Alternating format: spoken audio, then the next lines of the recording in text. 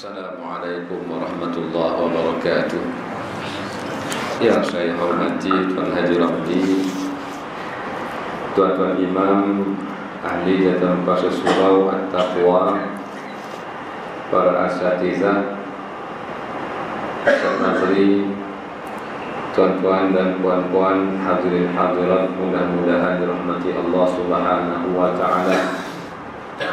Jadi pada malam yang berbahagia ini kita nak bermuzakarah berkenaan dengan satu bab yang sangat penting.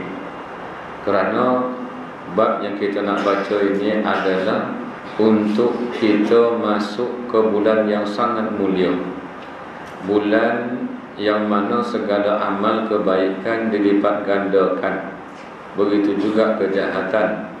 Maka dengan sebab itu banyakkan melakukan kebaikan dan tinggalkan daripada kejahatan. Maka di bulan Ramadan ini setiap amal itu perlulah berasaskan kepada ilmu. Jadi tuan-tuan, sekalipun kadang-kadang kita tak ingat berkenaan dengan buat puasa ini, tetapi tuan-tuan masuk dalam bulan Ramadan nanti dalam keadaan tuan-tuan dah belajar, lupa lain cerita. Satu hadis yang diriwayatkan, dia kata al-ilmu imamul amal. Kata Imam Ghazali dalam kitab Ihya dia, bahawasanya ilmu itu menjadi imam kepada amal. Wal amal, dan juga amal itu tabi'u, merupakan pengikut kepada ilmu. Baik. Maka dengan sebab itu kita sebelum masuk bulan puasa ini perlu kita mengenali serba sedikit berkenaan dengan puasa. Jadi isi kandungan yang saya ambil ini adalah daripada kitab Al-Fiqhul Manhaji, dan saya jadikan rujukan pada malam ini adalah kitab Kifayatul Akhyar. Baik, kita tengok di hadapan tuan-tuan, ya, ta'rifan puasa. As-sawmu bil makna syar'i, yaitu puasa dengan makna syarak. Huwa al-imsaku 'anil muftirat, yaitu menahan diri daripada sesuatu yang membatalkan dia, sesuatu yang menyebabkan puasa itu batal. Tahan diri. Ala wajhin makhsusin, atas wajah yang tertentu, biniyatin, dengan niat, makna dengan menyahaja. Bukan tak sengaja kita tahan lapar, tetapi dengan ada niat yang tertentu sebelum kita mula menahan diri daripada makan. Baik. Qala Ibnu Hajar fi Fathul Bari, maka berkatalah Imam Ibnu Hajar dalam kitabnya Fathul Bari. Ibnu Hajar ada dua, iaitu Ibnu Hajar Al-Asqalani dan Ibnu Hajar Al-Haytami.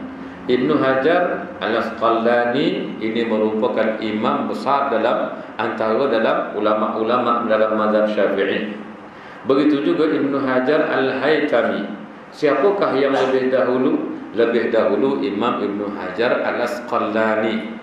Ibnu Hajar Al-Haytami, dia merupakan anak murid kepada Syekhul Islam Zakaria Al-Ansari, dan Ibnu Hajar Al-Haytami merupakan guru kepada Imam Zainuddin Al-Malbari yang karang kitab Fathul Mu'in. Maka kata Ibnu Hajar Al-Asqalani dalam kitabnya Fathul Bari, iaitu syarah kepada kitab hadis Imam Al-Bukhari, beliau mengatakan was-sawmu was-siyam. Sawmu ke lafaz dia, siyam ke lafaz dia, fil lughati, pada sudut bahasa yang memberi makna al-imsak, iaitu menahan.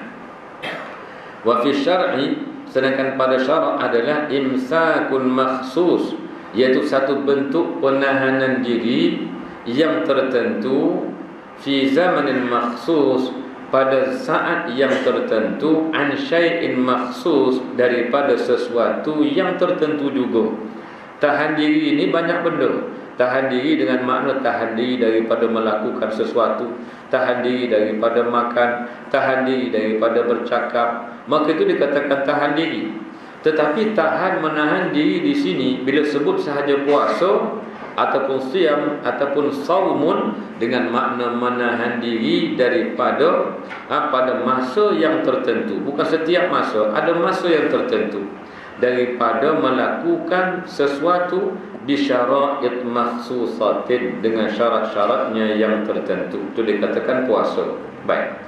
Dalil dia kita biasa dengar dalam Al-Quran, orang baca, ya ayyuhalladzina amanu kutiba alaikumus siyamu kama kutiba alal ladzina min qablikum la'allakum tattaquna ayyaman ma'dudat. Tak perlu kita bincangkan, nanti dia panjang cerita dia. Ya, yang kita nak sebut di sini, ini merupakan dalil yang menunjukkan kewajiban puasa yang disebutkan di dalam Al-Quran.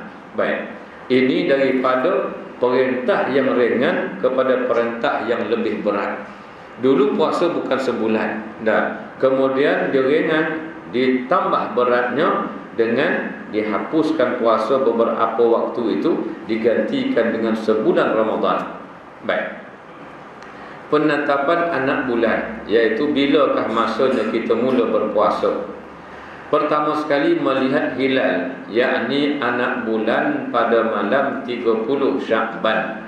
Artinya setelah 29 hari bulan Sya'ban, maka malam yang ke-30 barulah anak bulan dilihat. Baru kita tengok anak bulan tersebut nampak ke tak nampak, iaitu pada malam 29 bulan Sya'ban. Kalau sekiranya anak bulan tidak kelihatan pada malam 30, maka hendaklah seseorang itu mencukupkan bulan Sya'ban sebanyak 30 hari. 31 tidak ada, sampai 30 hari sahaja.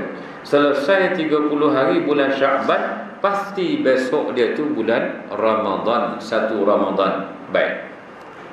Dalil dia merupakan satu hadis yang marfu', yang mana Nabi SAW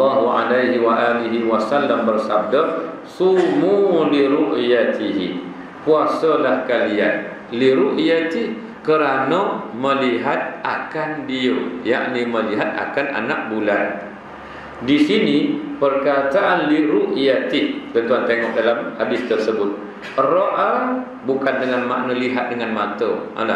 Maknanya puasa kamu bila kamu mengetahui anak bulan telah pun kelihatan. Maknanya bila kamu tahu anak bulan telah pun kelihatan, maka hendaklah engkau berpuasa. Baik. Wa aftiru li ru'yatihi, dan kamu berbukalah kerana melihatnya. Fa in ghamma 'alaikum, jikalau sekiranya anak bulan tidak kelihatan dengan sebab terlindung dan sebagainya, fa akmilul iddata 30, maka sempurnakanlah Sya'ban sebanyak 30 hari. Ni tuan-tuan, kalau 29 bulan Ramadan, bulan Sya'ban, kita pergi tengok anak bulan, nampak anak bulan, maka Sya'ban pada tahun itu sekadar 29 hari sahaja. Sebab keesokan hari dia sepatutnya 30 Sya'ban, berlakulah 1 Ramadan. Jikalau pada malam tersebut anak bulan tidak dapat dilihat, maka kita tanya orang semua tak nampak anak bulan berlaku, maka dengan sebab itu hendaklah mencukupkan bilangan bulan Sya'ban sebanyak 30 hari. Bila cukup 30 Sya'ban, pasti tidak ada 31 Sya'ban. Maknanya habis 30, keesokannya itu pasti 1 Ramadan. Baik. Ini hadis yang kedua, begitu juga. Ini hadis yang ketiga. Baik. Syarat wajib puasa Ramadan. Yang pertama sekali, hendaklah Islam, itu wajib puasa Ramadan.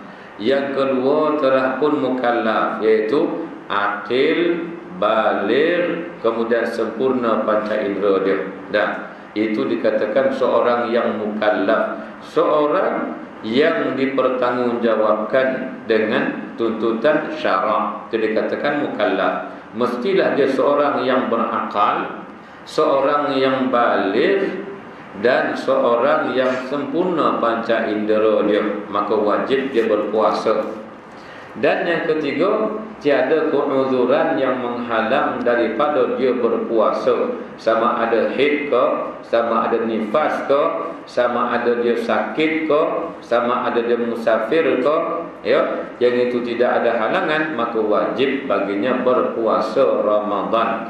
Kita kena faham antara wajib dengan sah puasa.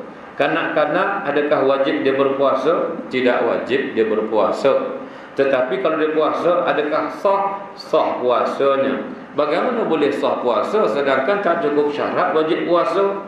Dia merupakan orang Islam. Maka oleh kerana puasa merupakan ibadat dan ibadah memerlukan kepada niat, maka cukup dengan Islam seseorang itu mensahkan niat dia, maka sahlah ibadah dia. Oleh kerana kanak-kanak itu dia Islam, maka dia ahli bagi ibadah. Kemudian bila dia berniat, maka sahlah ibadat dia, tetapi tidak wajib. Cuma yang wajib dia apa? Wajib mak ayah menyuruh anaknya berpuasa. Baik. Kemudian keuzuran yang menghalang wajib kita berpuasa. Yang pertama, penyakit yang boleh memudaratkan. Ini kita je yang tahu tuan-tuan ya. Kita ni adakah mudarat atau tidak kalau kita tidak berpuasa. Kalau kita berpuasa boleh mudarat atau tidak? Yang pertama dia kata kalau ada penyakit yang boleh memudaratkan. Yang kedua, perjalanan yang jauh jikalau musafir. Dan musafir itu tidak kurang daripada 81 kilometer. Tidak kurang daripada itu. Baik. Kemudian perjalanan tersebut harus, perjalanan itu bukan perjalanan yang maksiat, perjalanan yang dibenarkan oleh syarak. Kalau seseorang dia nak masuk pertandingan karaoke, boleh atau tidak dia tak puasa kalau perjalanan jauh sampai ke Bangkok? Sampai ke Bangkok jauh tu Thailand, daripada Seremban naik ke Batu Abang, kemudian pergi ke Bangkok dengan tujuan pertandingan karaoke peringkat antarabangsa. Boleh atau tidak? Tak boleh. Maksiat. Safar maksiat. Sebab dia rukhsah. Ar-rukhsatu la tunatu bil maksiyah. Dia kata rukhsah ini tidak digantung dengan maksiat. Maksiat tak boleh digantung benar-benar rukhsah. Sepertinya kita kata menggantungkan pakaian kerana ada tempat gantungan yang dibenarkan. Kalau tak, letak jatuh dia ke bawah. Maka rukhsah itu dia tergantung dengan safar, dengan perkara-perkara yang harus oleh syarak. Kalau perkara yang syarak tidak benarkan seperti menggantungkan tadi, tempat gantungan tidak ada, maka jatuh ke bawah dia. Begitulah dia kata kalau berpuasa tadi, nak buka puasa safarnya atau musafirnya bukan safar yang maksiat. Tuan-tuan kiaslah apa jua maksiat, tujuan tak betul. Baik. Kalau tujuan asalnya tadi adalah untuk buat maksiat, tapi kalau bukan tujuan asal buat maksiat, tetapi dia ketika bermusafir dia buat maksiat, itu lain cerita. Yang penting tadi tak boleh daripada awal lagi jikalau tujuan asal bermusafir adalah melakukan maksiat dan berterusan sepanjang hari tersebut dia bermusafir. Baik. Namun seorang yang bermukim, ini faham tuan-tuan, bermukim itu apa dia? Dalam bab safar, dalam bab bermusafir. Apabila seseorang itu dia bermusafir pada satu tempat, kemudian dia bakal tinggal di situ lebih daripada 5 hari. Bagaimana 5 hari? Sehari dikira hari masuk, sehari dikira hari keluar, campur 3 lagi. Maka kalau lebih daripada itu dikira sara muqiman, jadilah dia seorang yang bermukim. Apa contoh? Contoh seorang bermusafir pada hari Isnin dan dia tahu dia bakal balik pada hari Sabtu. Hari Isnin dikira hari, tak dikira hari lagi. Itu dikira hari masuk dikira. Katakan bila kira hari Selasa nanti baru dikira hari pertama, hari Rabu hari yang kedua, hari Khamis hari yang ketiga, kemudian hari Jumaat itu dikira hari pulang. Kalau lebih daripada 5 hari tadi, maka orang ini dikatakan sebagai bermukim. Adakah wajib Jumaat bagi mereka yang bermukim? Wajib Jumaat, tetapi tidak dibilangkan daripada ahli Jumaat. Dia faham tuan-tuan? Dia faham tuan-tuan? Ya. Makna dia, kalau tuan-tuan bukan bermustautin, bukan tinggal tetap di situ, tuan-tuan menyewa di sini, katakan, tapi kampung di mana? Rumah asal di mana? Rumah asal di Gomeh tuan-tuan, di Kampung Londa, kampung saya lah. Ya, sini buat apa? Kerja aja. Maka kita bermukim di sini. Sebab bukan tempat yang kita nak kata tetap sampai mati, tidak. Kita kata satu masa saya akan balik semula ke kampung. Jadi kita mukim ke mustautin? Kita adalah orang mukim Bila orang mukim, adakah wajib dia sembahyang Jumaat? Wajib. Dikirakah dia ahli Jumaat? Tidak dikira sebagai ahli Jumaat, sebab dia bukan orang mustautin. Kemudian kalau sekiranya dia bermusafir, bagaimana? Dia kata, saya musafir ini, saya asal bukan daripada sini, saya asal daripada Mesir, tapi saya bukan mustautin sini, saya bermukim di sini, saya tak perlu puasa. Tidak boleh, sebab dia bermukim. Bila bermukim, dia tidak layak untuk membuka puasanya. Namun seorang bermukim tidak harus berbuka apabila melakukan perjalanan pada hari tersebut. Maknanya hari puasa ni lepas subuh ke, waktu duha ke, lepas zuhur ke, lepas asar ke, dia mulakan musafir dia, maka bolehkah dia berbuka puasa? Tidak boleh. Ini kita ambil muktamad je. Sekalipun ada pandangan yang mengatakan boleh, dikiaskan kepada orang sakit. Orang sakit bagaimana? Orang sakit bukan tentu waktu. Kadang-kadang tengah hari dia sakit, maka boleh buka puasa. Kalau dia boleh buka puasa, kenapa orang musafir tak boleh buka puasa? Sebab dia mulakan safarnya sebagaimana orang sakit juga. Sakit tadi mula tengah hari, harus berbuka puasa. Ada. Kalau begitu, kalau bermusafir waktu tengah hari, kenapa tak boleh buka puasa? Ini kata sebahagian. Tapi kita ambil qaul yang muktamad, bahawasanya kita perlu teruskan puasa. Tidak boleh berbuka puasa jikalau mula bermusafir pada waktu selepas waktu subuh. Dah subuh pun nak musafir. Maknanya ketika dia berpuasa, dia masih bermukim, maka tidak boleh. Dan yang keempat, tidak berupaya untuk berpuasa, maka ni dimaafkan. Tengok dulu, ada tidak berupaya itu sebab apa dia? Kalau sebab diri dia, maka wajib qadakan puasa dia. Kalau tidak upaya tadi, sebabkan diri dia. Kalau sebabkan yang lain, ada kerana anak ke, anak disusukan anak. Kemudian anak ni doktor kata kalau puan puasa nanti, anak nanti susu tak cukup, nanti mudah kena penyakit. Tapi saya boleh puasa. Memang puan boleh puasa, tapi budak ni masalah nanti. Maka dia buka puasa dia disebabkan siapa? Disebabkan oleh anak tadi. Ketidakupayaan itu bukan daripada dia, daripada anak dia, tapi berhubung kait dengan diri dia. Maka dia boleh buka puasa, kena qada dan kena bayar fidyah. Baik. Ingat baik-baik tuan ya. Kemudian syarat sah puasa. Yang pertama, hendaklah Islam. Yang kedua, berakal atau mumayyiz, ya. Berakal atau mumayyiz. Berakal dia lawan daripada gila. Kemudian mumayyiz, dia boleh makan dan cebok dengan sendiri, dikatakan mumayyiz. Baik. Kemudian tiada sebarang keuzuran, maka sahlah puasa dia. Keuzuran mana? Keuzuran yang bangsa syar'i. Baik. Makna tuan-tuan, kalau dia uzur bagi orang wanita, maka tidak sah puasa dia.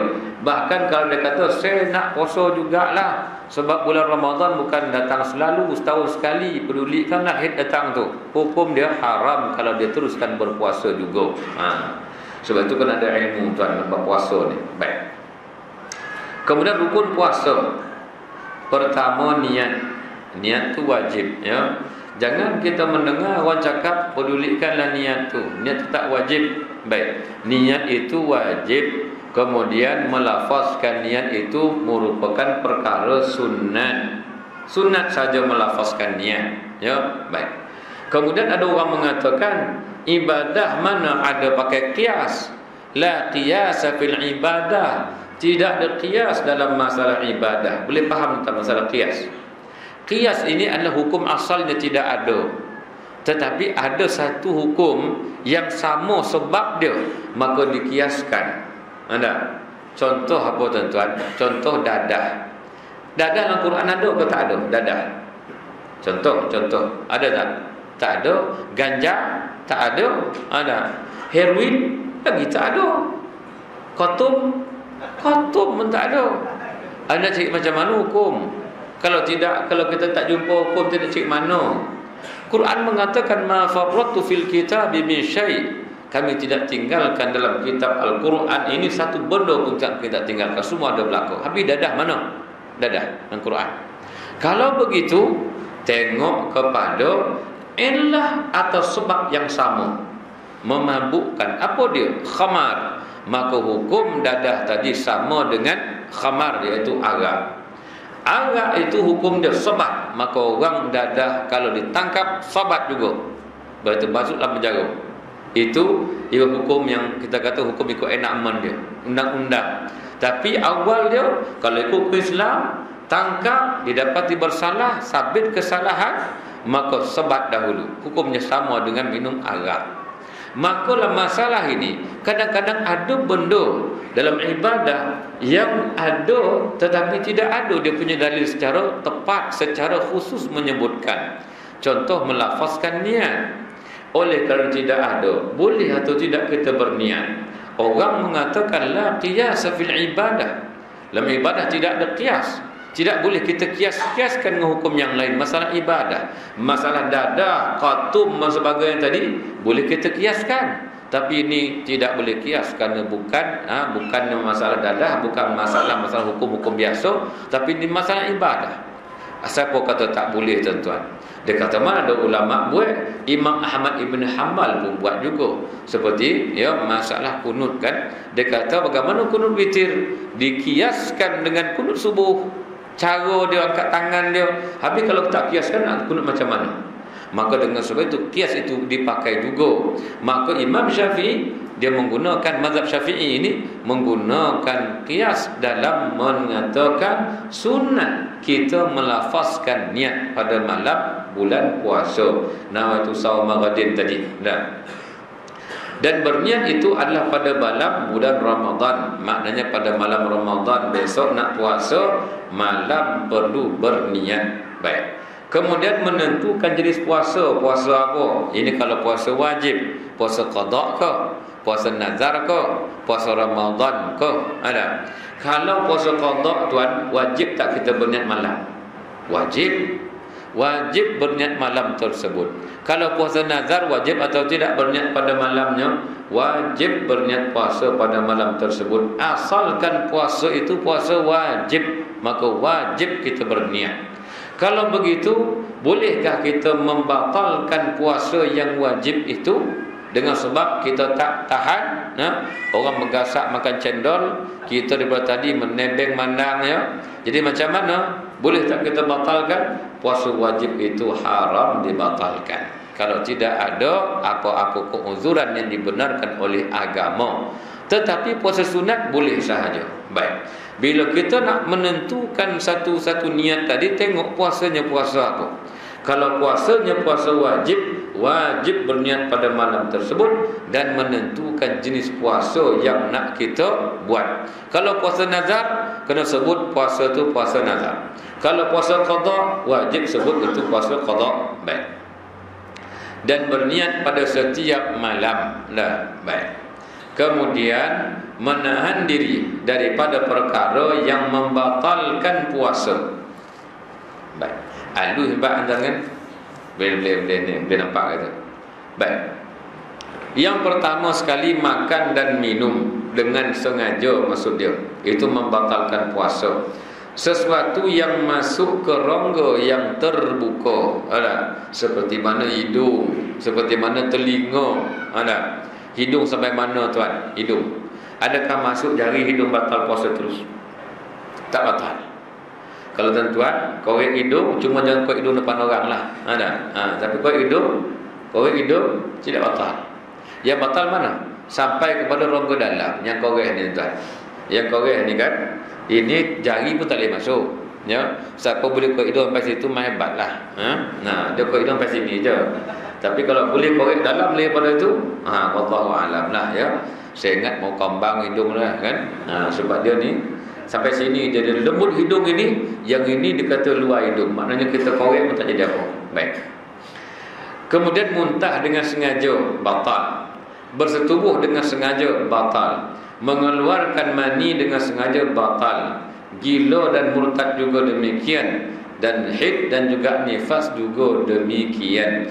Namun untuk menentukan haid ini, yang ini tuan-tuan kena belajar, kena tahu haid tu apa dia, bila sepaling-paling kurang dia, kena tahu. Kalau baru lepas 10 hari datang juga lagi, dia kata ni tak boleh puasa dah ni. Pasal apa? Baru berhenti 10 hari dulu kita punya haid, datang balik hari ni. Nah, jadi macam mana keadaan puasa saya ni? Ya, nampaknya Allah beri kerehatan kepada saya dah nampaknya, untuk tidak berpuasa. Padahal itu puasa, dah haram dia berbuka, dan kemudian dia tidak uzur lagi. Itu dipanggil istihadah. Sebab belum 15 hari lagi. Sepaling-paling kurang suci adalah 15 hari. Mana? 15 hari 15 malam. Kalau baru 10 hari dia masih dalam keadaan suci, maka dengan sebab itu kalau dia buka puasa, dia kata itu haid, maka itu bukan haid. Dan haram berbuka puasa sebab dia masih lagi dalam fatrah suci, tak cukup 15 hari lagi. Baik. Yang ini tuan-tuan kena belajar bab haid dan bab nifas tadi. Ini masalah yang besar, ya. Suami kena tahu, ayah kena tahu, ya. Nanti anak perempuan dia kena bagi tahu. Ni darah haid ke darah nifas ni, ya dah. Ini darah haid ke istihadah ke darah fasad, ya. Ada darah namanya darah fasad, ada namanya darah ini darah haid, ada namanya darah istihadah. Darah fasad tu bagaimana? Darah fasad merupakan darah yang keluar, ya, dia punya syarat tidak mencukupi. Itu dia katakan darah fasad. Keluar sejam ya tuan-tuan, tak cukup. Tak cukup. Itu panjanglah cerita dia, ya.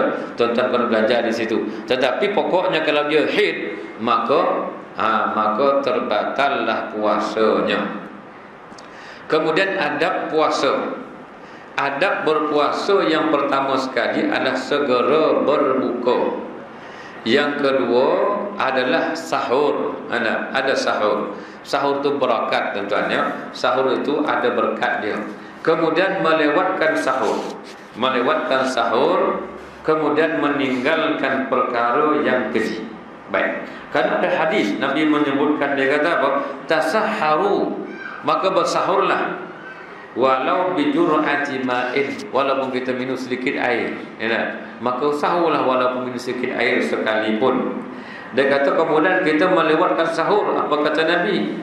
Daripada riwayat Ibnu Hibban, dia kata inna ta'khiras sahuri min sunanil mursalin. Melewatkan sahur itu merupakan sunnahnya para nabi dan rasul. Maknanya rasul-rasul yang dulu kala mereka berpuasa, mereka melewatkan sedikit sahurnya. Ada.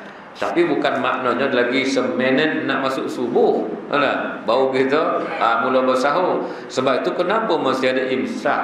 Tuan-tuan tengok dalam jadual tu kan. Dia kata imsak, lepas tu masuk subuh 10 minit selepas daripada itu. Ini bid'ah berlaku ni.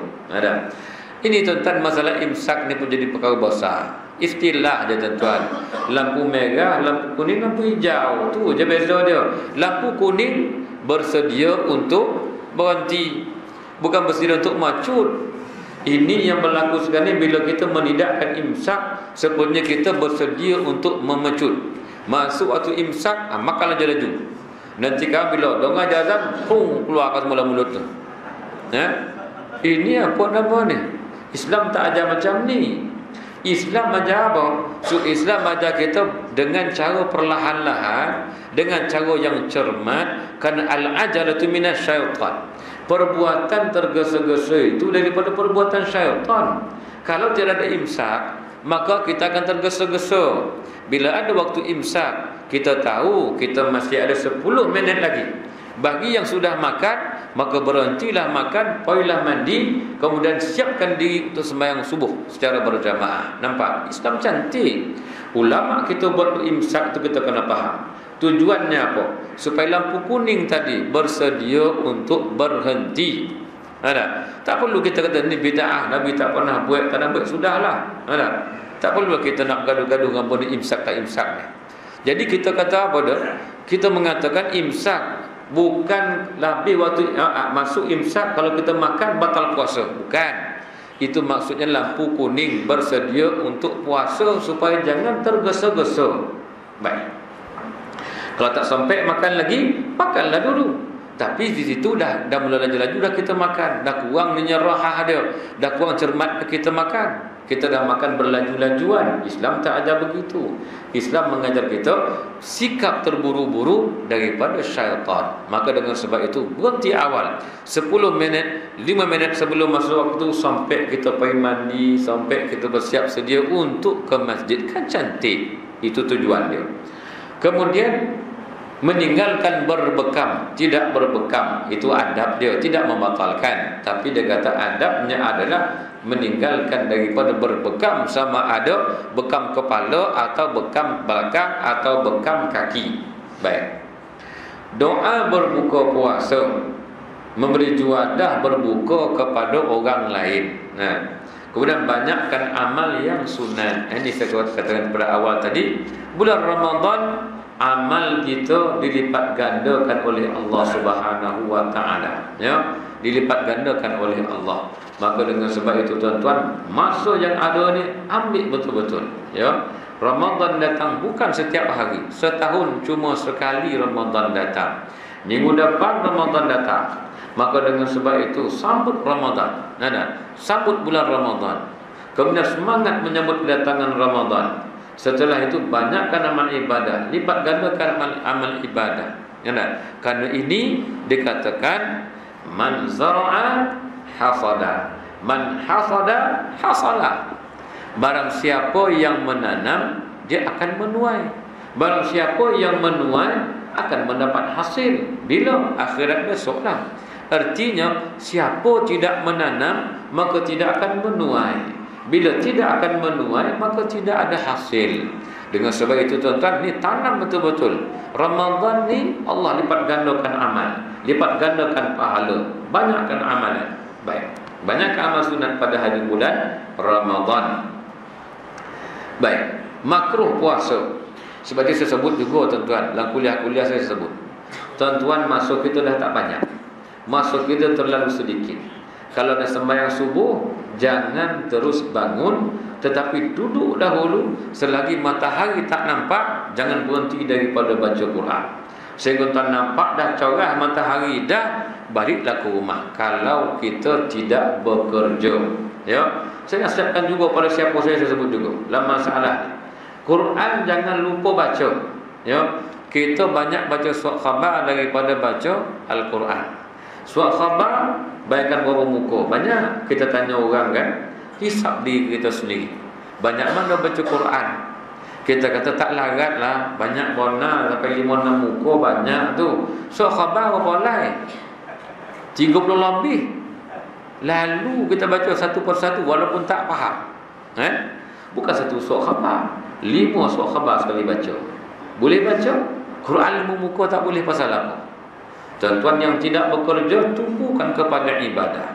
Bulan puasa tumpu kepada ibadah. Lepas subuh jangan bangun selagi matahari tak keluar. Dah keluar matahari sampai waktu syuruk. Nah, kemudian pula nanti bila lebih daripada itu, lebih kurang 6,5 jam, kat sembilan duha baliklah ke rumah. Ya, baik. Kemudian makruh puasa apa dia? Perkara makruh merupakan perkara yang berlawanan daripada adab puasa. Tak ikut adab tadi, itu merupakan perkara yang makruh dalam kita berpuasa. Sebahagiannya termasuk di dalam kategori makruh tanzih. Ada makruh yang dilarang, seperti melewatkan berbuka atau segerakan sahur. Kemudian sebahagiannya haram, seperti mengumpat, mengacum tahu tuan-tuan. Mengacum makna kita mengapi-ngapikan orang, ya. Satu hadis Nabi satu masa berjalan, kemudian di satu perkuburan ada 2 kubu. Dia kata Nabi panggil sahabat, dia kata bawa sini pelepah tamar. Nabi suruh pecah 2. Nabi letakkan sebelah di sebelah kubur sini, sebelah kubur sini. Sahabat tanya, lima fa'alta hadza ya Rasulullah? Kenapa kau buat demikian ya Rasulullah?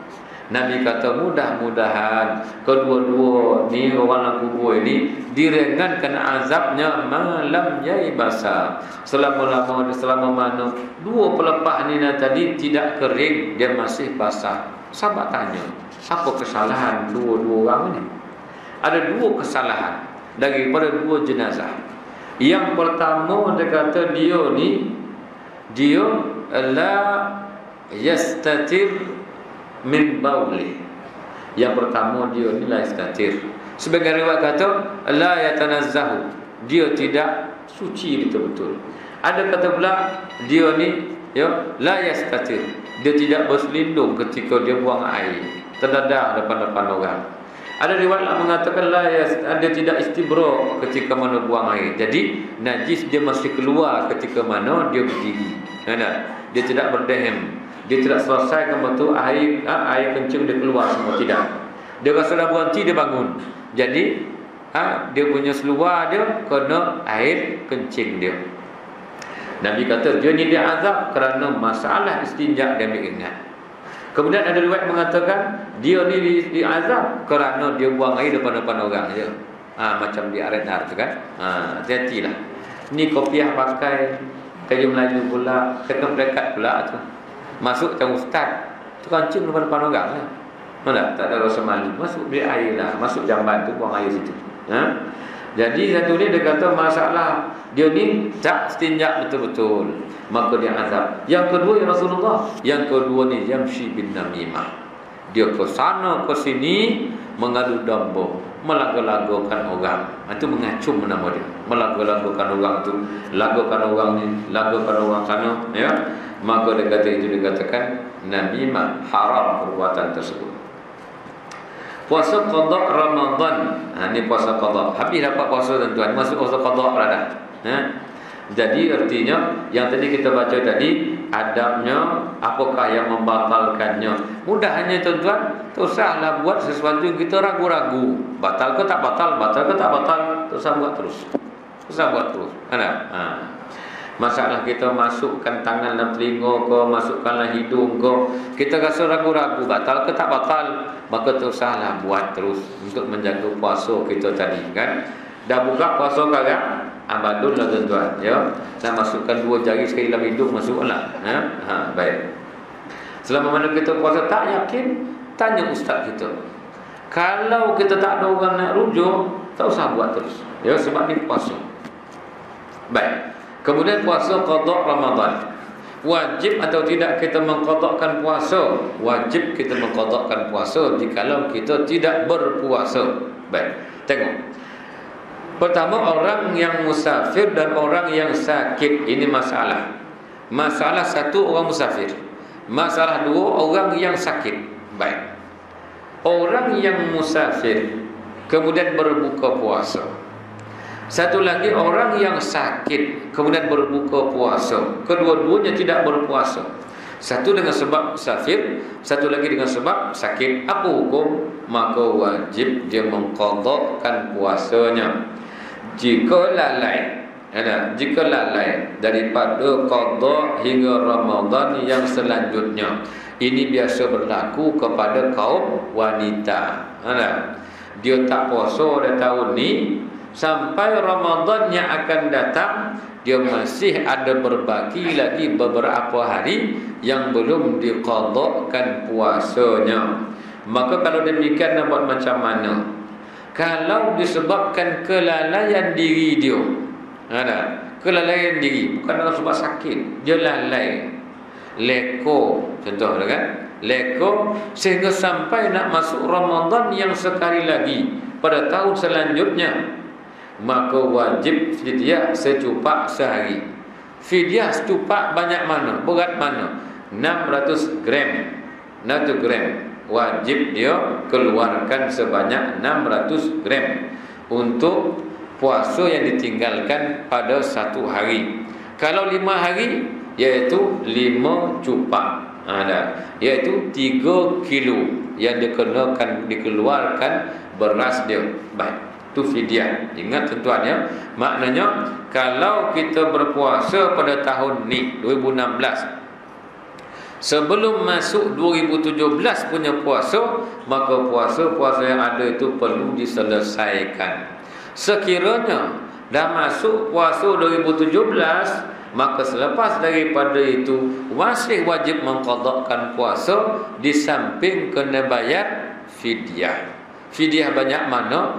iaitu 600 gram pada setiap hari yang dia tidak berpuasa. Kalau sakit selama sebulan, 30 cupak lah jawabnya, ya. Kemudian kena dikeluarkan. Baik, boleh faham? Kemudian orang meninggal sebelum qada puasa, dia tak sampai nak qada puasa, tiba-tiba meninggal. Bagaimana keadaan dia? Maka tidak berdosa kerana bukan kecuaiannya. Masa masih ada, dijangkakan dia masih hidup sehingga Ramadan yang akan datang. Tengok-tengok mati pula. Jadi macam mana, berdosa atau tidak dia? Dia tidak berdosa kerana bukan kecuaian dia. Namun demikian, saudara maranya sunat menggantikan puasa si mati tadi. Ada anak dia ke, ayah dia ke, siapa sahaja yang ada tali menali dengan dia tadi, sunat menggantikan puasa bagi pihak si mati tadi. Kemudian kalaulah kita kata anak sanak saudara dia tak ada siapa pun yang nak berpuasa bagi pihak diri dia, dia kata buat apa dia buat puasa untuk dia, puasa bukden pun tak habis. Dia macam mana? Kemudian tiba-tiba ada satu orang nak minta izin daripada dia, saya rajin puasa, boleh atau tidak saya puasakan bagi pihak ayah kamu? Kerana dia bukan saudara saya, jiran je, saya kenal dia dan saya kenal kamu. Kamu puasa malam, ayah kamu puasa rajin, tapi dia masih ada puasa qada yang tidak dapat dihabiskan. Jadi tak apa, oleh kerana mengenangkan persahabatan saya itu, saya nak puasa bagi pihak dia, boleh atau tidak? Boleh, dengan syarat dengan syarat apa dia? Dengan syarat izin, keizinan daripada saudara mara, sanak saudara tadi. Kaum kerabat dia mengizinkan supaya si fulan ini menggantikan puasa bagi pihak ayah dia ataupun adik-beradik dia. Jika tiada yang boleh menggantikan, maka wajib diambil daripada harta si mati jika ada. Maknanya bayarkanlah fidyah dia. Dan dia kata ambil daripada duit peninggalan si mati. Jika tiada, makna duit pun tak ada, dia soleh sepinggan, dia meninggal tu tidak ada apa yang ditinggalkan, hutang adalah. Jadi macam mana? Maka sesiapa sahaja di kalangan orang Islam boleh membayarkan bagi pihak diri dia. Boleh faham tuan-tuan ya? Ini kalau berlaku dalam masyarakat, ayah kita ke, ayah sahabat kita ke, dia meninggal dan kita tahu ada puasa yang belum dihabiskan, dia ganti, dia qada, maka bagaimana? Maka bagi tahu anak-anak dia supaya menggantikan puasa ayah dia. Tidak wajib, tetapi sunat. Oleh kerana dia ayah kita, jangan berkira, maka anak berpuasa bagi pihak ayah dia. Tapi kalau anak tidak berpuasa bagi pihak ayah, jadi bagaimana? Kalau ada orang nak puasa bagi pihak ayah, maka perlulah minta izin dahulu daripada keluarga si mati tadi. Kalau tiada seorang pun yang nak puasa, bagaimana? Maka keluarkanlah fidyahnya sebanyak 600 gram bagi setiap hari yang ditinggalkan. Baik, boleh faham tuan ya? Kemudian sebab lagi terlalu tua, masalah terlalu tua. Kalau dia terlalu tua, dia tak larat berpuasa dan tidak larat menggantikan puasa. Kemudian atau sakit yang tiada harapan sembuh. Ini masalah juga dalam masyarakat kita, iaitu dah terlampau tua. Kalau terlampau tua, dia berpuasa, adakah wajib qada? Nak qada macam mana tuan-tuan? Terlampau tua bukan makin sagar, makin lama makin lemah. Ada satu lagi sakit yang tidak ada harapan sembuh. Sakit yang tidak ada harapan sembuh. Jadi macam mana keadaan dia? Perlu qada puasa ke? Tidak wajib qada. Baik. Kedua-duanya wajib membayar fidyah saja, 600 gram pada satu hari yang ditinggalkan. Kalau puasa bulan tersebut 29 hari, maka wajiblah membayar sebanyak 29 cupak. Satu cupak 600 gram. Kalau 30 hari, 30 cupak lah yang wajib dikeluarkan. 30 kali dengan 600 gram, kalikan dengan kilo tadi. Baik. Ini dalil dia ni. Dia kata di sini, huwa syaikhul kabir wal mar'atul kabirah. Dia kata, wa 'alal ladzina yutawwaqunahu fidyatun ta'am miskin. Maka dia kata orang yang tidak ada kemampuan untuk berpuasa, maknanya tidak ada harapan untuk sembuh atau tidak ada harapan untuk menggantikan puasa, maka hendaklah dibayarkan fidyah hanya dengan memakan orang miskin. Maka dia kata la yastati'ani an yasuma fayut'ima makana kulli yawmin miskina. Maka dia kata kalau tak mampu juga hendaklah ia memberi makan satu orang miskin pada setiap hari yang ditinggalkan tadi. Baik. Kemudian habis cerita tu. Artinya kesimpulannya apa? Kalau sakit yang tidak ada harapan sembuh, kalau terlalu tua yang mana tidak mampu mengqadakkan puasa Ramadannya itu, maka wajib membayar fidyah tadi sebanyak 600 gram pada setiap hari yang ditinggalkan puasanya. Kemudian masalah wanita mengandung dan menyusukan bayi. Wanita yang mengandung yang berbuka puasa kerana takut mudarat dirinya, maka wajib qada sahaja. Ini beza, ya. Perempuan yang mengandung kemudian dia takut mudarat diri dia takut, tak larat, ya. Maka bagaimana? Maka kalau dia tak larat dan takut berpuasa juga nanti dirinya yang mudarat, maka dengan sebab itu dia buka puasa dan wajib mengqadakkan puasanya, tidak wajib membayar fidyah. Bagi yang mengandung, ya. Yang lelaki kata apa? Kono lagi tempat qada, tak ada kono mengono. Perempuan je ni, ya. Lelaki tak masuk. Baik. Namun jika takutkan keselamatan anak, ini masalah orang yang menyusukan bayi dia, takut masalah anak dia, maka wajib qada dan wajib fidyah. Ini berdasarkan hadis Nabi sallallahu alaihi wasallam mengatakan demikian, ya. Kalau berbuka kerana dirinya, maka wajib qada, tidak wajib fidyah.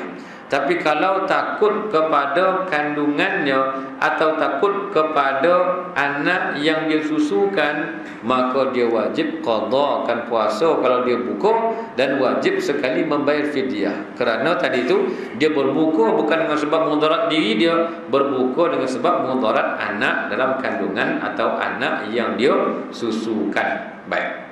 Kafarah puasa.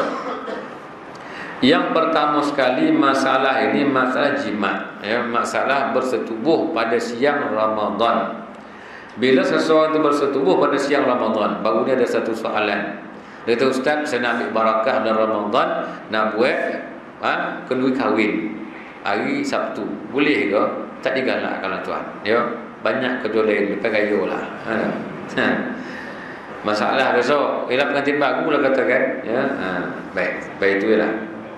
Kemudian dia kata wajib, ya, sengaja membatalkan puasa dengan jima'. Wajib membayar kafarah puasa.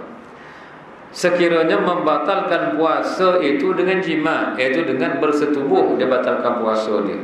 Syaratnya adalah sedar yang dirinya sedang berpuasa. Dia sedar dia tengah puasa ni, ya.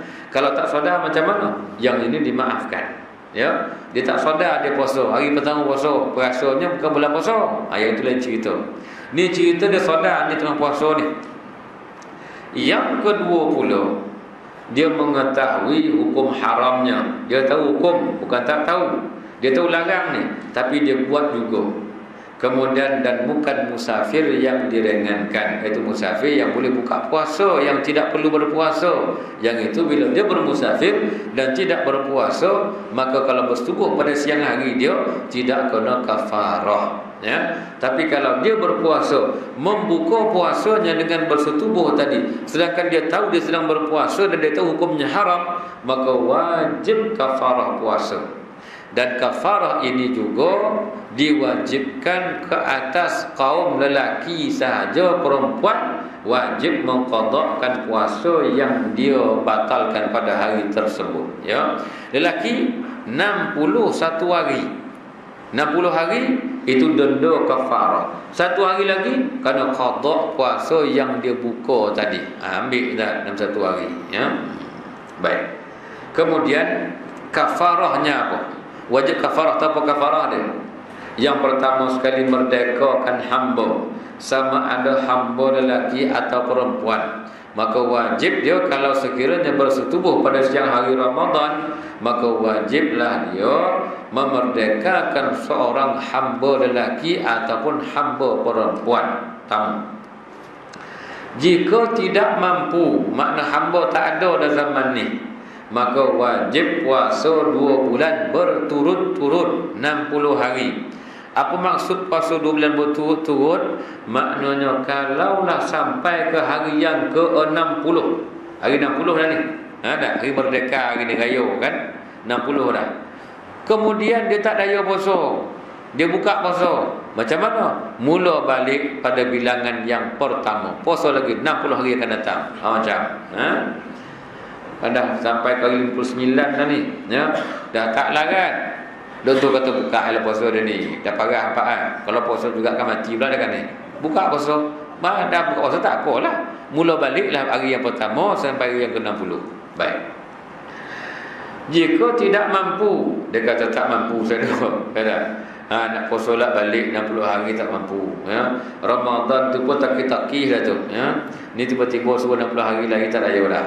Sebulan tu pun dah cukup, Maka dia kata kalau tidak mampu setelah dibuat tak mampu juga, wajib memberi makan 60 orang fakir miskin dengan kadar secupak sehari. Ada 60 orang fakir miskin bagi makan.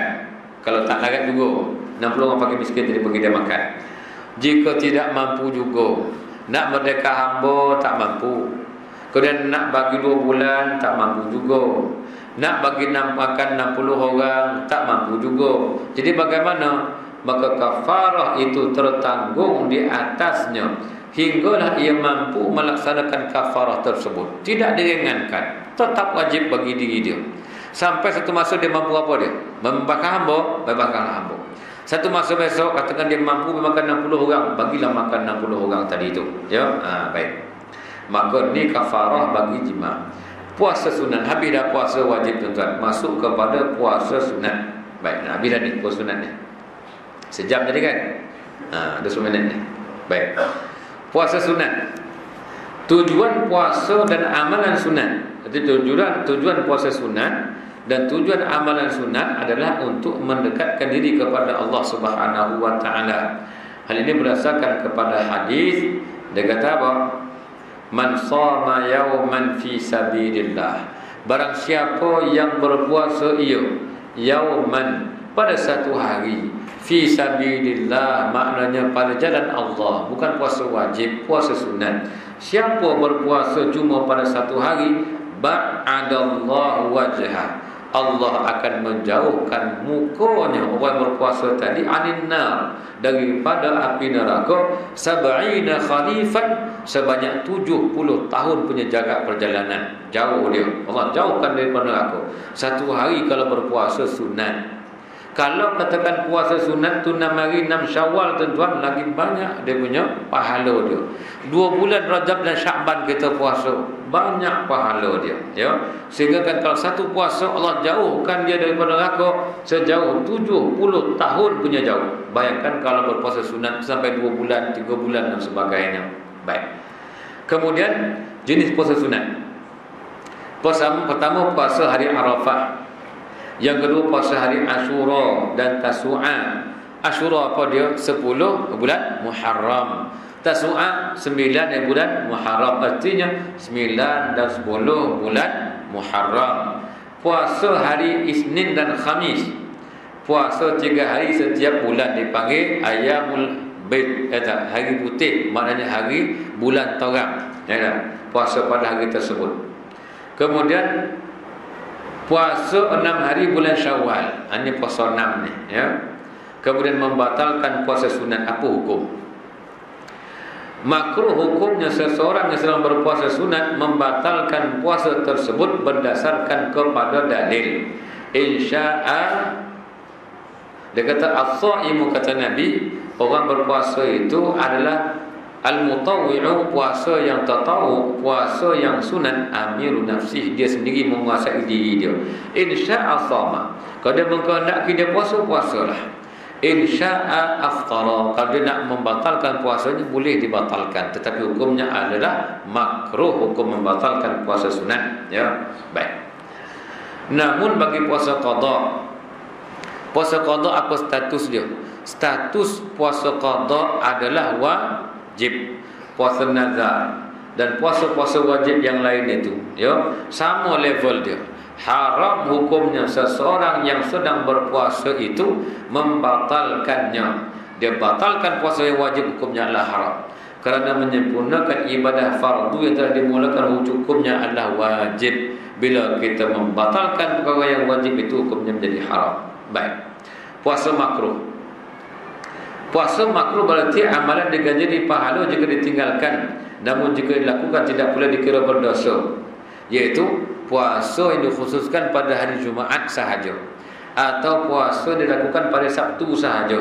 Kerana sabit dengan hadis Nabi melarang demikian, ya, iaitu mereka berpuasa khusus pada hari Sabtu dilarang, atau berpuasa itu khusus pada hari Jumaat pun dilarang. Tapi kalau nak puasa bagaimana? Puasa dua-dua hari sekali, Jumaat dan juga Sabtunya sekali.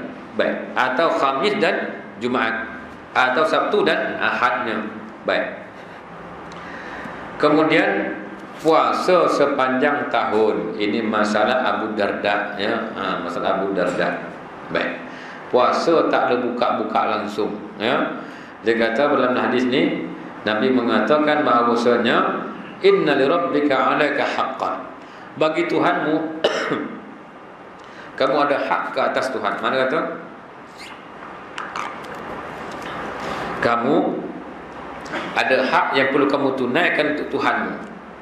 Pada diri kamu juga ada hak yang mesti kamu tunaikan. Keluarga kamu juga ada hak yang mesti kamu tunaikan. Fa'ti kulladzi haqqin haqqah. Nabi kata setiap yang ada hak itu berikan hak dia. Perut kita ada hak dia, kena bagi perut kita makan. Diri kita ada hak dia, kena bagi dia berehat. Ya, kemudian jiwa kita ada hak dia, bagi dia makanan rohani dengan zikir dia, baca Quran dan sebagainya. Maka Nabi mengatakan berikanlah kepada yang hak itu hak masing-masing. Yang kita nafikan, kita ada hak, isteri kita ada hak. Maka jangan sampai kisah Abu Darda ni, malam dia bangun sepanjang malam, siang dibantai poso.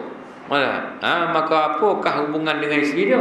Bagaimana hubungan anak dia dan sebagainya? Nah, hak mata dia perlu tidur tadi tidak diberikan sepatutnya. Maka Nabi mengatakan berikan hak masing-masing.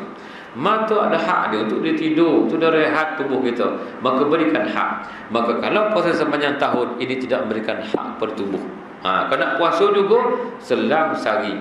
Hari ni puasa, besok buka. Lusa puasa, tulat kita buka. Sampailah mana sehari puasa, sehari buka, sehari puasa, sehari buka, maka itu dibenarkan. Puasa yang haram. Puasa yang haram itu pada hari raya Aidil Fitri dan hari Aidil Adha. Dua puasa hari, dua raya tu kalau kita berpuasa hukumnya adalah haram. Dan puasa 3 hari tasyrik, 11, 12 dan 13 Zulhijjah, ya. Hari raya korban yang pertama tadi itu haram puasa. Ditambah lagi 3 hari selepas itu juga haram kita berpuasa. Dan puasa pada hari Syak, hari yang orang tak tahu puasa ke tak puasa pada hari itu, maka diharamkan kita berpuasa. Hari yang ketiga bulan Sya'ban, kerana ada hadis mengatakan demikian. Kemudian puasa setengah bulan yang kedua bulan Sya'ban, makna 16 Sya'ban hingga 30 Sya'ban, maka haram berpuasa jikalau tidak disambung dengan puasa yang sebelum daripada itu. Kalau dah puasa 15 Sya'ban, sambung 6 boleh, itu boleh. Tapi kalau 15 tak puasa, tiba-tiba nak puasa 16 Sya'ban, maka haram hukumnya berpuasa pada 16 Sya'ban hingga 30 Sya'ban. Baik. Kerana ada hadis mengatakan demikian, dalam hadis dalam nyatakan di situ, tengok bawah tu. Dia kata idzan tasafa, bila berlakunya setengah Sya'ban, fala tasum, maka jangan, fala tasumullah atau makna jangan engkau semua berpuasa hatta yaji'a Ramadan, sehingga datangnya bulan Ramadan. Masuk Ramadan baru puasa, tak masuk Ramadan jangan berpuasa. Daripada 16 Sya'ban sehinggalah habis 30 Sya'ban haram kita berpuasa jikalau kita tidak berpuasa hari yang sebelum daripada 16 Sya'ban tersebut. Baik. Habis. Syukran jazilan ala husni istima'ikum. Terima kasih kerana mendengar dengan teliti. Baik. Wallahu a'lam. Ada soalan?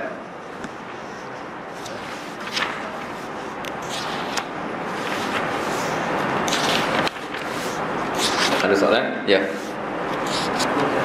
Salam.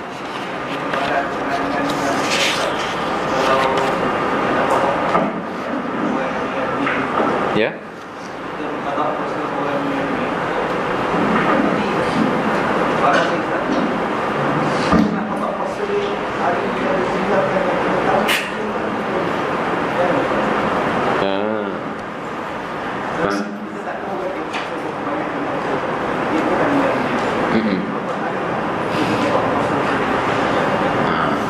Masalah dia seorang tu dah meninggal, kita pun tak tahu berapa hari dia tinggalkan.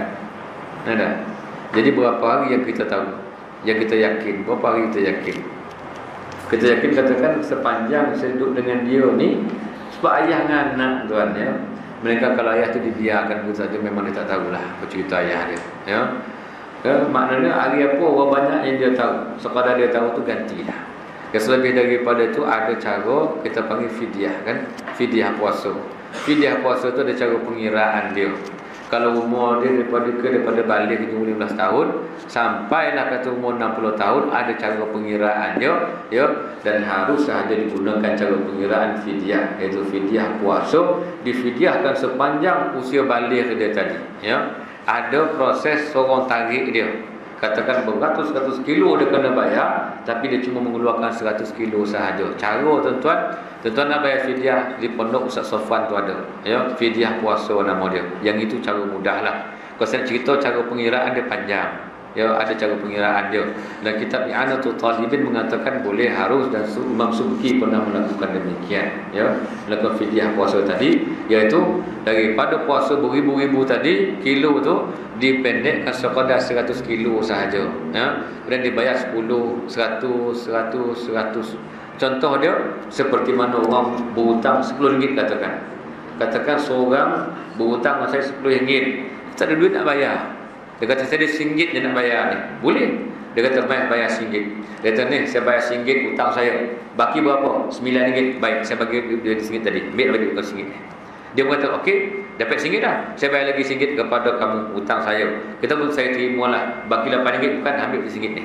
Dia pun bayar balik. Ni ada RM1 ni bagi tadi, bagi balik. Ni saya bayar hutang saya tadi, baki RM1. Kita pun dah RM7 bagi. Dah sampai RM1, ni RM1 hutang saya bagi. Saya pun terima. Habis hutang dia RM10 dengan cara bayar RM1, ambil balik RM1, ambil balik RM1 balik. Begitulah. Daripada beratus-ratus kilo tadi, dia ambil sekadar katakan 50 kilo sahaja, bagi kepada fakir tadi. Fakir tu terima, saya terima, dan saya bagi balik pertuan lah. Kita pun bagi lagi, nah 50 kilo, tolak 50 kilo, 20 kilo, 50 kilo, sampai habislah jumlah yang difidyahkan, baru terakhir dia diterima. Boleh atau tidak? Boleh sahaja, tak jadi masalah. Tapi perbuatan tadi tu, kita bagi tarik, tolak bagi tarik tu kan makruh, hukum dia hendah dalam fiqh ya. Baik. Tapi tuan-tuan nak tahu cara lebih lanjut, tuan-tuan lebih ke pondok Ustaz Sofwan, dia menerima fidyah untuk puasa dan sebagainya lah ya. Baik. Tak ada tuan ya? Tak ada bid'ah ya?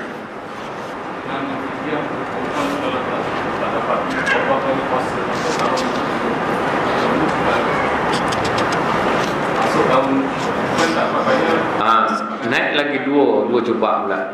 Naik sekali lagi. Sekali lagi. Naik lagi secupak. Lepas tu naik lagi secupak. Dua cupak lu bawa lagi. Naik lagi secupak pada masa akan datang. Nah, daripada secupak dia jadi 2 cupak, naik lagi 3 cupak, dia jadi 4 cupak dan sebagainya. Dia secupak kerana meninggalkan qada puasa tadi. Ya. Kalau 5 tahun maknanya 4 cupak kena bayar pada 1 hari yang ditinggalkan. Ya. Sebab kerana gandaan tadi. Gandaan apa? Kerana cuai tidak mengqadakan puasa dia. Melainkan kalau dia sakit yang tidak memungkinkan dia mengqadakan puasa, sehingga masuk Ramadan yang akan datang, yang itu tidak dikenakan fidyah. Sebab kerana itu kan kecuaian, ini sakit buat macam mana. Baik. Wallahu a'lam. Tak ada, kita tutup. Satu puasa, kita ingat banyak.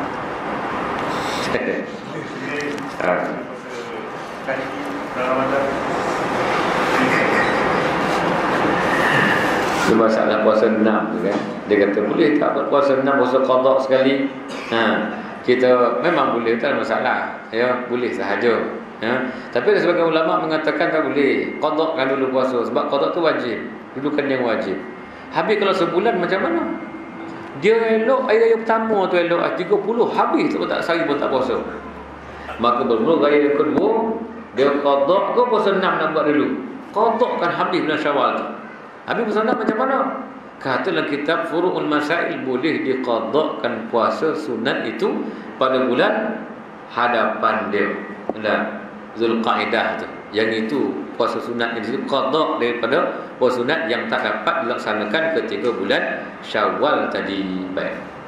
Kata sebahagian. Namun ada dua yang memberi pandangan boleh sahaja dijamakkan puasa qada dengan puasa 6 bulan Syawal, ya. Nah, tapi banyak lagi puasa, banyaklah dia punya pahala dia. Al-ajru ala qadri ta'am, iaitu pahala itu digantungkan kepada banyak mana keletihan yang dilalui. Semakin banyak puasa, semakin letih dia, semakin besar ganjaran di sisi Allah Subhanahu wa taala. Kalau kita nak buat sekali kamu tak ada masalah. Supaya juga macam orang masuk semayang kan. Semayang tadi tu masuk-masuk orang semayang dah. Qabliyah tak buat. Habis semayang maghrib bagi salam, bolehkah dia menyatukan doa semayang qabliyah dengan ba'diyah sekali? Dalam kitab Bughyatul Tullab boleh sahaja disatukan semayang tersebut, ya. Tapi nak buat asing-asing pun tidak masalah pun. Sebab bermulanya waktu sembahyang qabliyah itu ketika masuk azan. Tapi bermulanya waktu ba'diyah selepas sembahyang wajib dilaksanakan. Maka selama mana masih ada waktu, selagi itu masih ada qabliyahnya. Buatlah, tak jadi masalah pun. Boleh saja dibuat selepas waktu maghrib. Nak disatukan pun tak apa. Tapi lebih banyak sembahyang lebih bagus. Maka asing aja. Cuba tadi jugalah, ya. Habiskan qada dahulu, kemudian barulah dibuatkan puasa sunat, ya. Maknanya boleh diqadakan kepada bulan Zulqaidah, pada bulan yang akan datang itu. Wallahu subhanahu wa ta'ala a'la wa a'lam. Al-Fatihah.